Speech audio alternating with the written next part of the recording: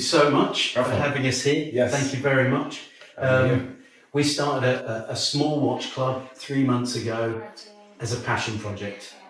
3 months later, we're talking to the CEO of one of the biggest watch brands, independent watch brands in Switzerland, responsible for some of the biggest sales in the world of quality watches. It's amazing.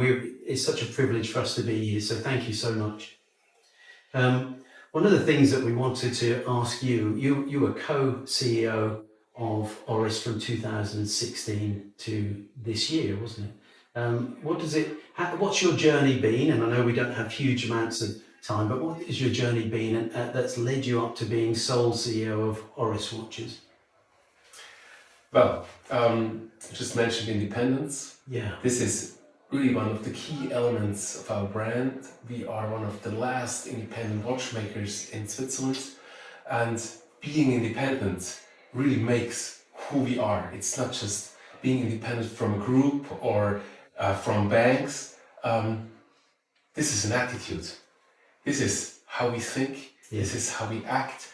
This is what makes everyone go the extra mile, which we have to do, being independent, do everything ourselves. We can't rely on any of the services that groups provide. So this really inspires us a lot. I've been with the brands for 20 years now. I always liked well-made things. My grandfather had a shipyard on Lake Lucerne. On Lake Lucerne, really? So what? I was fascinated by this when I read this about you. These were large boats. They weren't ships, presumably on Lake Lucerne. What did he build? Wooden boats, sailboats, motorboats, leisure boats. Oh, but was he an artisan? Was he I read that you looked at the way that he built those boats and you said, I love the craftsmanship, I love the quality of the build. Has that stayed with you? Has that resonated with you in your role here at Oris? Yeah, I still smell that lacquer, these layers of lacquer on mahogany in his workshop at the lake when I was a little child, and it has instilled in me that love for well-made things. It doesn't matter if it's a tool or a boat or a watch. I like things that are here to stay. I love that, and that must really inspire the direction of travel that you take with the company. So thank you for that. Tell us a little bit about the new collection and how it works with the heritage of Oris. I'm fascinated. I'm wearing the Star, which you kindly allowed me to wear today. It's a beautiful 35mm watch that feels like it is much bigger, but yet it's so elegant and it's stunning on the wrist. This is a hark back to 1966, I believe, isn't it? There is a connection here because that's when England won the World Cup. I want to ask you today if you think England will win the World Cup this year. Well, I think Switzerland may be close to doing that. Tell us about this watch, please. Yes, 1966 was an important year in the history of Oris and also in the history of the Swiss watch industry.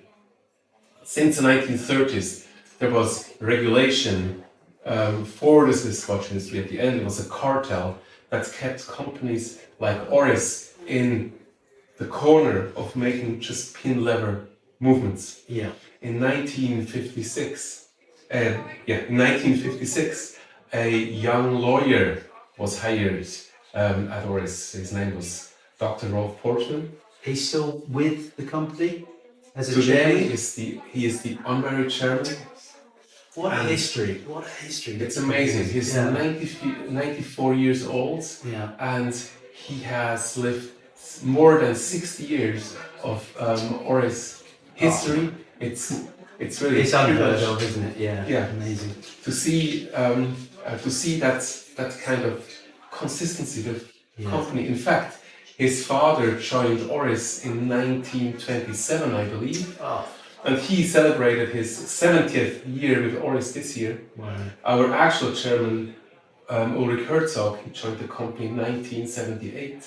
So you see there is a lot of There's integrity there. lifelong Loyalty dedication and dedication to the brands. I am with the company for 20 years now. Yeah, amazing. And Rolf overturned that legal decision about the pin lever watches to allow you to be able to use your own movements, I believe. Yes, he was hired to do exactly that, to overcome that cartel, that regulation. He fought for 10 years against the Swiss government, against the big guys in the industry. And 1965 he succeeded, and in 1966 already we presented the first Swiss lever movement watch, the Oris Star, and you are wearing a re-edition of that first Swiss lever movement watch we made in 1966. Amazing. Thank you for telling us that. We have the new collection here. Yes. What are the standout pieces? I mean, this is so visually stunning. I think. Yeah, this is the big crown bullseye that we launched early this year. It's a 38mm watch with that bullseye type dial. The pointer date is our signature complication. It's not only beautiful, it also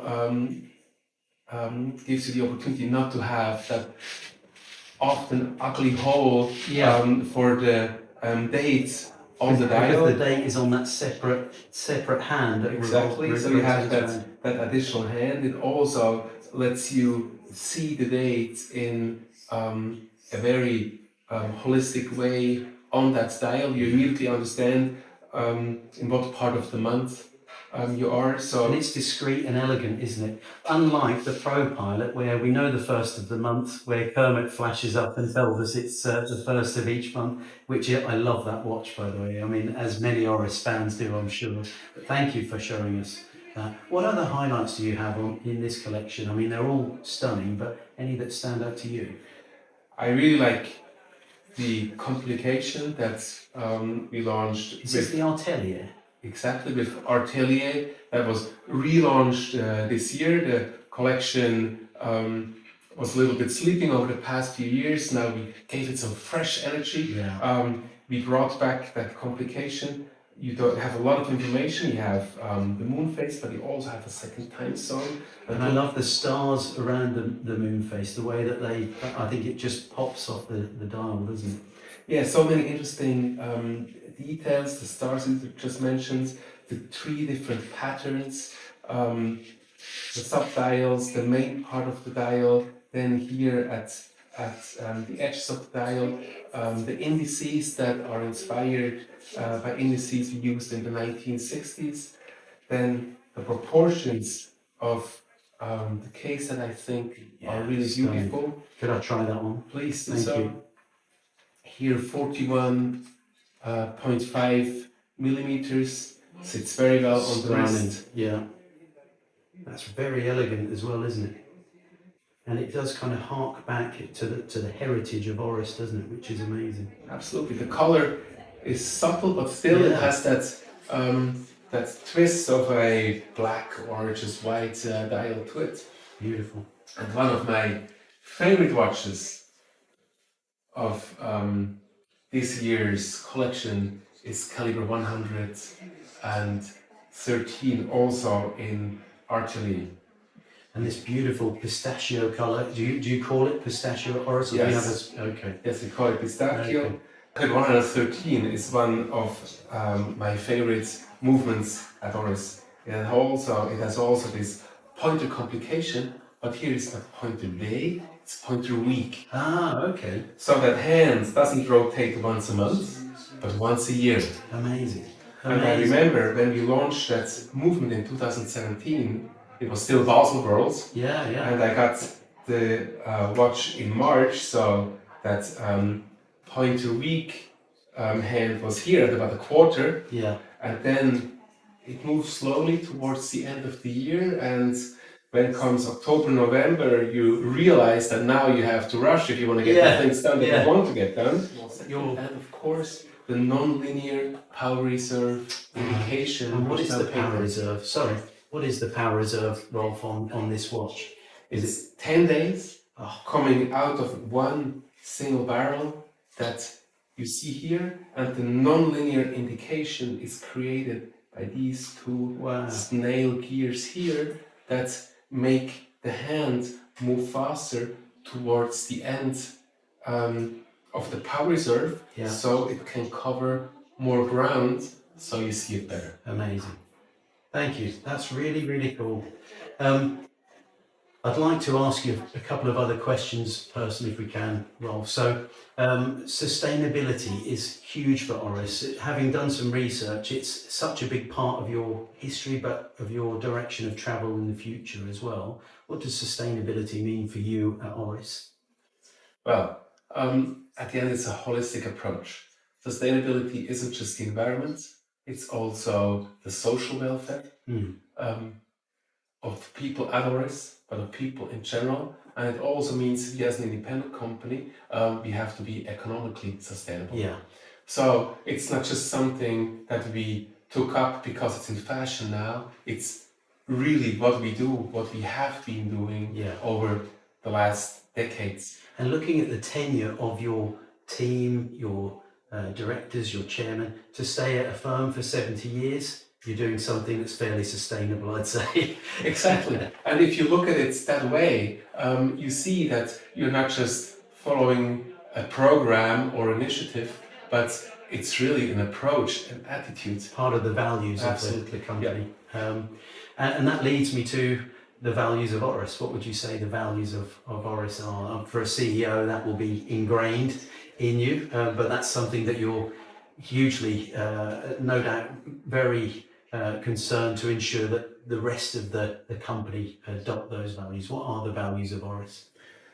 Independence is an element that's very important to us. Independence inspires us to make a difference, inspires everyone to go the extra mile. It is hard to be independent these days, but it also makes you stand out, and it also gives us this energy to really move on. And for a big company to be able to act independently is quite unique now, isn't it? Big firms tend to lose their identity, tend to lose the ability to act in a nimble manner and to be able to adjust and adapt. If you can keep that, that's such a unique selling point, isn't it? So I can understand why that's so important for Oris to be an integral part of your values. We want to ask you really, as a hugely successful CEO with the track record that you've had, what do you do to stay motivated yourself? Do you have hobbies outside of work that really fire you up and energize you, ready to get back into the day-to-day? Well, actually, Oris in itself motivates me. I just come back from the United States. Yeah. Just launched a watch there, and just being with our teams around the world who have all the same spirit, who all push forward the values of Oris, that is motivating per se. Okay. But I also like to spend time in nature. I'm an avid skier. I like to be in the mountains. I like to be with my family. I like to be with friends. And to stand for these values of Oris isn't just within the company. At the end, it's a question of life. And if you don't have to bend in your work, if you can just be yourself, which is important also for me that my team can live that way, then your work is not your work, but also your hobby. And doesn't that resonate? If you live and breathe your values, the company's values, everyone around you can sense that, can't they? It's so important for a leader to be able to do that. On the subject of skiing, I spoke to Christian Hagen yesterday, and he said, when will you go skiing with him? Christian Hagen, he wants to go skiing with you. Well, Christian, I've asked him many years, and he always said next year. He needs to watch, I think, don't you? And with skiing, there's always two disciplines, right? It's skiing and it's opera skiing. Okay. And as a true skier, you need to be good at both. Yeah.